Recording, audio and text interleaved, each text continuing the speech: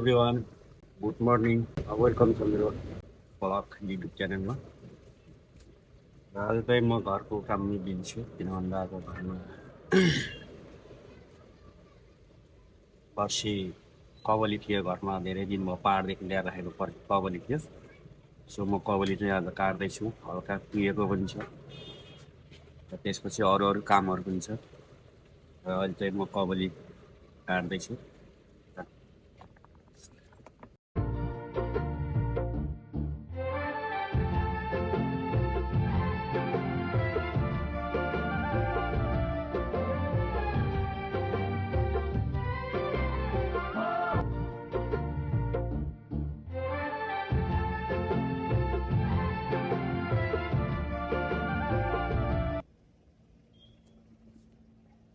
Guys यो चाहिँ मैले पखालेर राख्छु।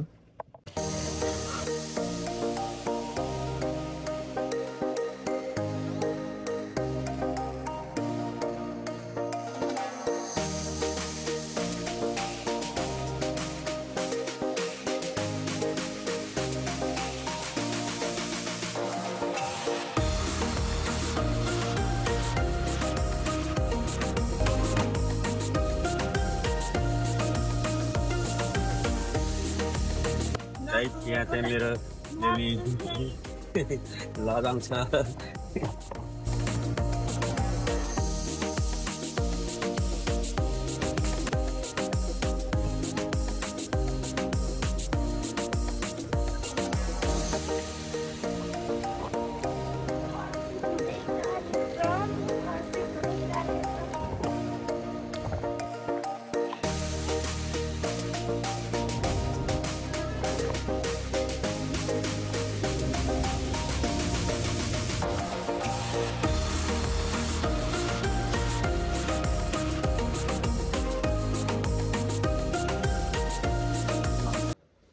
आधा पुरै निकाल्नु पर्दैन आधा।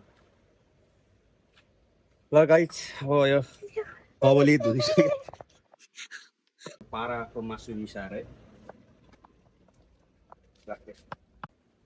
गाइस आज चाहिँ लास्टै घाम लागेछ यार, गर्मी पनि छ यार, आज बेसरी घाम लागेछ। सो आज चाहिँ मैले अब चाहिँ यो घाम लागेको अवस्थामा चाहिँ आज बेसरी चाहिँ बिस्कुट गहुँ सुकाउने छु, गहुँ र कोदो। सो गाइस घाम पनि हेरौँ, घाम यस्तो चर्केछ, लास्टै घाम चर्केछ आज यार, गर्मी पनि छ। सो म चाहिँ गाइस छतमा, घरको छतमा चाहिँ मैले गरेको कामहरू हजुरलाई देखाउँदैछु। आज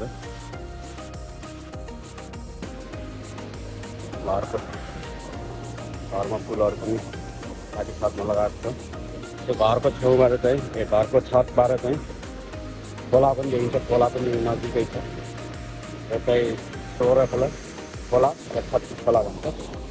चाहिँ हाम्रो यहाँ ज्ञानभूमि टोल विकासको चाहिँ यो पानी ट्याङ्की हो।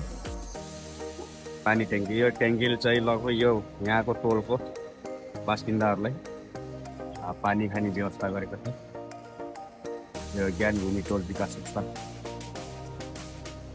घाम लागेको छ गाइस, मेरो ओठमा चाहिँ पिन्किरहेको छ, म पिन्किँदैन। अनि हाम्रो यो अर्ग्यानिक मल हो, हेर्नु चाहिँ रुकाउनु चाहिँ अर्ग्यानिक मल यहाँ छ। अनि यहीबाट हामीले उसहरू माटोहरू चिकेर यो बनाएको छौँ हामीले।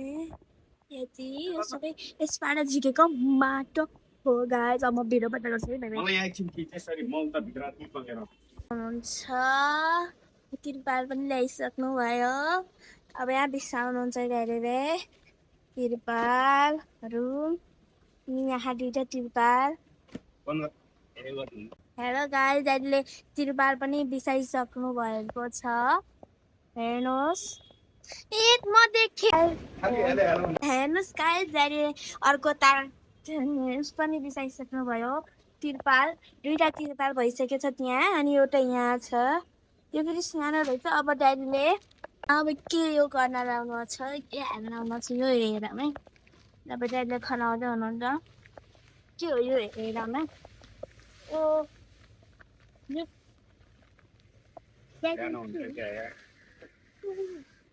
कोदो यो कोदो हो गाइज हेर्नुहोस् कस्तो राम्रो छ यस दाइले कोदो बिसाइसक्नु भएको छ आउने कोदो हेर्नुहोस् त कस्तो राम्रो कोदो हो कोदो अब हामीले वरिपरि बिसाइसकेका छौँ यसरी गरेर बिसाइसकेका छौँ अब अझै उता लैजामै गाइज हेर्नुहोस् है कस्तो राम्रो देखिन्छ कस्तो राम्रो हुन्छ हेर्नुहोस् कोदो हाम्रो घर कोदो छ यस्तो राम्रो छ कोदो पनि बिसाइसक्यौँ अब हामी त्यो ठुलोमा अब त्यही अरू चिज बिसाउने छौँ साथीहरू मैले चाहिँ कोदो चाहिँ मैले सुकाइसकेँ अब नन मजाले घाम लागेको छ चाहिँ आज दिनभरि यो कोदो सुकाउँछु मैले कोदो र गहुँ र अहिले 4-5 बजे साँझ पखखेरि मिलमा लान्छु यसलाई पिसाउनु छ पिसाएर फेरि यसको रोटी र ढेँडो पकाएर खान्छौँ त्यही भएर आज चाहिँ घाम लागेको भएर एकदम घाम पनि आज मजाले लागेको छ त्यही घाममा चाहिँ अलि यसलाई सुकाएर मजाले सुकाएर अहिले साँझ पख फेरि मैले कुटाउनु लान्छु मिलमा अहिले चाहिँ म घरको काममै यस्तै घाम लागेको भएर यस्तै चाहिँ घरको काम हल्का फुल्का गर्दै बस्छु सो गाइज तपाईँहरूलाई चाहिँ मैले मेरो भ्लगमा मेरो घरको कामहरू मैले गरेको कामहरू देखाउँदैछु र मेरो साथमा छोरी पनि फेरि छोरी हो अलि लजाउन सक्यो छोरी पनि सो गाइज अब मैले चाहिँ अब कोदो सुकाइसकेँ अब फेरि गहुँ लिएर आएर सुकाउँछु हेर्नुहोस् गाइस दाइले गहुँ लिएर आइसक्नु भएको छ अब यहाँ बिसाउँछौँ यो ठुलो उसमा गलैँचामा अब यहाँ हेर्नुहोस् यो यत्रो ठुलो छ यो गहुँ यहाँ कोदो बिसाइसकेको छौँ हामीले यहाँ कोदो अनि अब यहाँ हामीले गहुँ बिसाउँछौँ भन्छ गहुँ कस्तो राम्रो देखिरहेछ हेर्नुहोस् है गहुँ अलिअलि हावा पनि लागिरहेछ घामको साथै हजारीले यो गहुँलाई अब वरिपरि बिसाउन थालिसक्नु भएको छ हेर्नुहोस् कस्तो राम्रो देखिरहेको छ अब यो घाम बितेपछि 4-5 बजीतिर यो उठाउने गहुँ र कोदो यहाँ कोदो हो पनि यहाँ गहुँ छ अरूले यहाँ बिसाइसक्नु गहुँ र कोदो अब यहाँ बिसाइसक्नु भएको छ हेर्नुहोस् डेली बिसाइसक्नु भएको छ अब यहाँ हेर्नुहोस् यो गहुँ कस्तो देखिन्छ हेर्नुहोस् त गहुँ यो गहुँको हामीले के बनाएर खाने हो हेर्नुहोस् कस्तो राम्रो देखिरहेको यो गहुँ हेर्नुहोस् कोदो पनि राम्रो देखिरहेको छ कोदो कतै सानो छ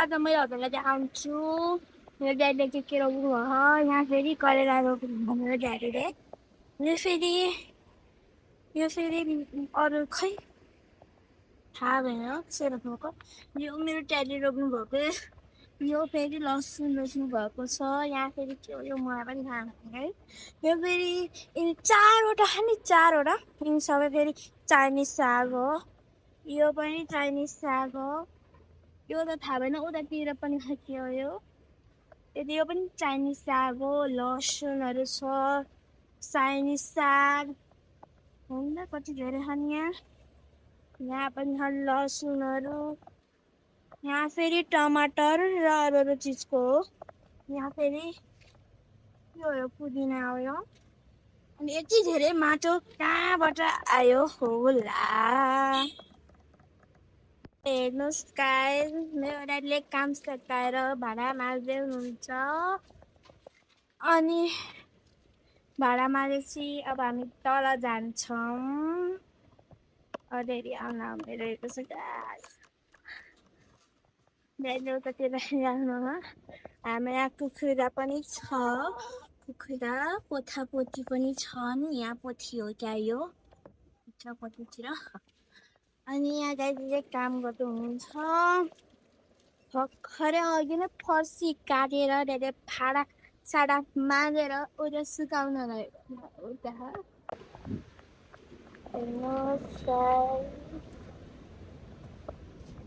घरको छतमा चाहिँ फुलहरू पनि छ र सागहरू पनि छ। यो चाहिँ मैले बिहान साँझ चाहिँ मैले पानी हाल्ने गर्छु यसमा चाहिँ मलहरू पानीहरू सबै मैले बिहान साँझ यो फलफुलको फुल सागहरूको चाहिँ मैले दिनचर्या सधैँ मैले यसमा चाहिँ सेवा गरिराखेको हुन्छ है। यदि अब देखिहाल्नुभयो यो चाहिँ पानीको ट्याङ्की यो चाहिँ हाम्रो भुवन सिंह मार्ग ज्ञानभूमि टोल विकास संस्थाको चाहिँ पानी खाने एउटा ट्याङ्की हो। यसले चाहिँ लगभग यहाँ 400-500 घरलाई चाहिँ पानी यही ट्याङ्कीबाट वितरण हुन्छ। यो चाहिँ सब मेरो घर होला घरको वरिपरि देखिने घरहरू वातावरणहरू खोला देखिहाल्नुभयो खोला पनि छ 36 खोला 16 खोला यो चाहिँ किन खोलादेखि आएको खोला त्यहाँबाट horizon school horizon English boarding school हो। यो चाहिँ देखिहाल्नुभयो हाम्रो वरिपरिको वातावरणहरू पनि त्यो केही हुन्न यो मलाई देखाएको कट गर्नु है